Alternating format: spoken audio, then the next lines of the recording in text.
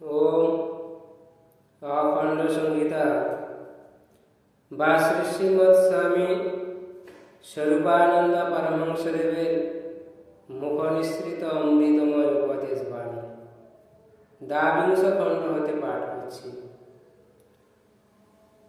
স্বরূপানন্দ পরমহংসদেব অভিক্ষু সন্ন্যাসী, অযাচক ঋষি, চরিত্র গঠন আন্দোলনের স্রষ্টা শ্রী শ্রীমৎ স্বামী স্বরূপানন্দ পরমহংসদেবের রচিত শ্রী শ্রী অখণ্ড সংহিতা, নবযুগের নবগীতা অখণ্ড সংহিতা।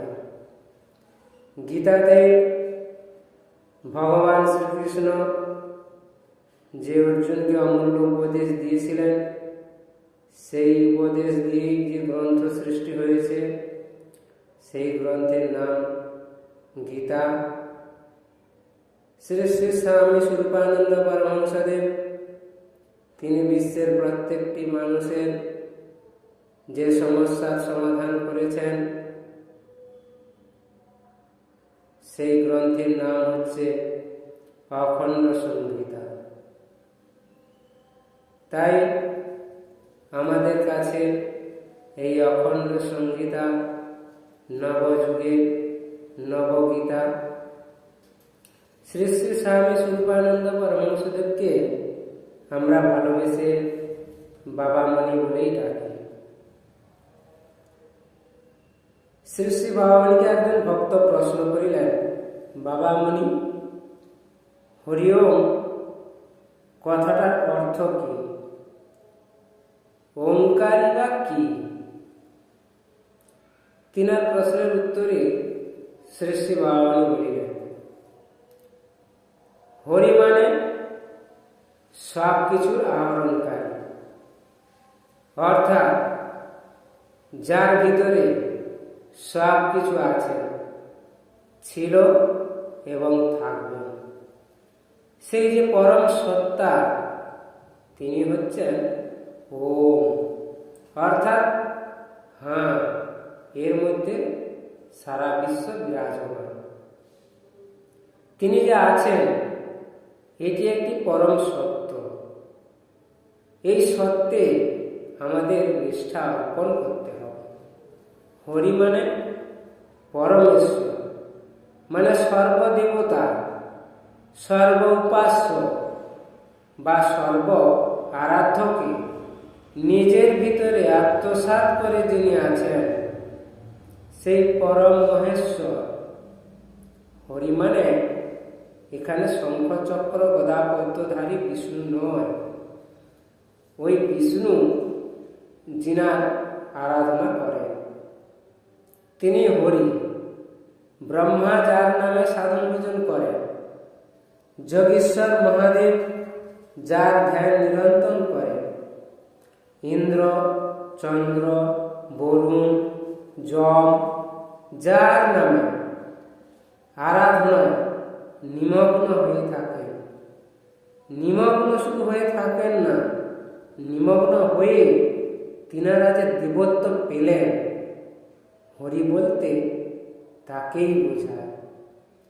সেই হরি হচ্ছেন ওম, অর্থাৎ সর্বমন্ত্রের সমন্বয়, সর্বতত্ত্বের সমুচ্চয়, সর্বভাবের সমাহার, সর্বমতের সম্মেলন, সর্বপথের পরম লক্ষ্য।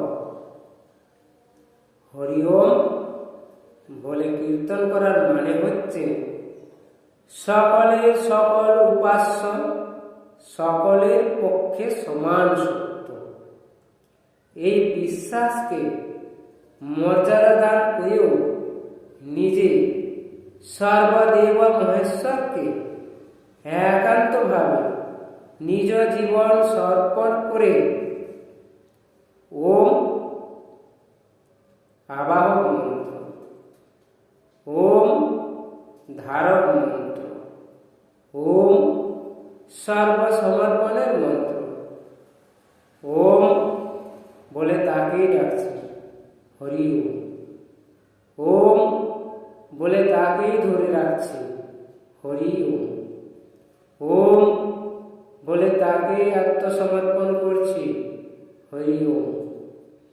ওম আবরণ মন্ত্র, অর্থাৎ ওঙ্কার নিজ ধ্বনি গহরে সর্বমন্ত্রকে গর্ভে রক্ষাবৎ রক্ষা করছেন।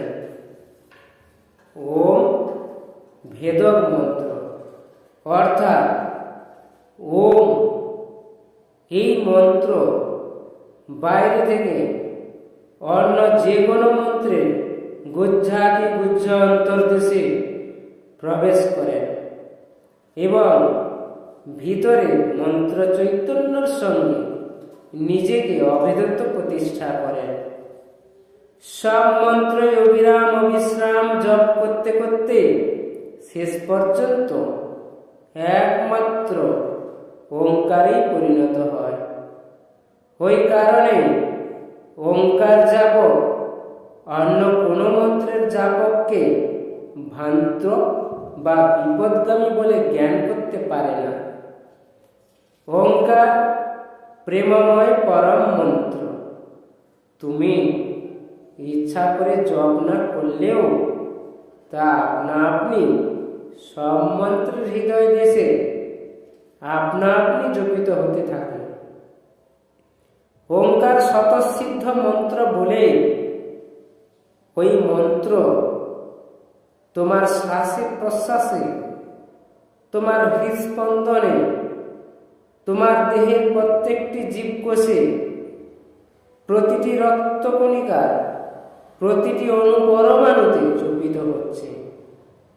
ওই মন্ত্র স্বতঃসিদ্ধ বলেই ওই মন্ত্রে কোনো ঋষি নেই। ওই মন্ত্রকে পেয়ে প্রত্যেকে ঋষি পদবাচ্য হয়েছে। বেদ শাস্ত্র বা বেদ মন্ত্র আবির্ভূত হওয়ার অনেক আগে ওই ওঙ্কার তপস্বীদের বোধগম্য হয়েছিল। এই জন্যই বেদ মন্ত্রকে, ওঙ্কারকে বেদ জনক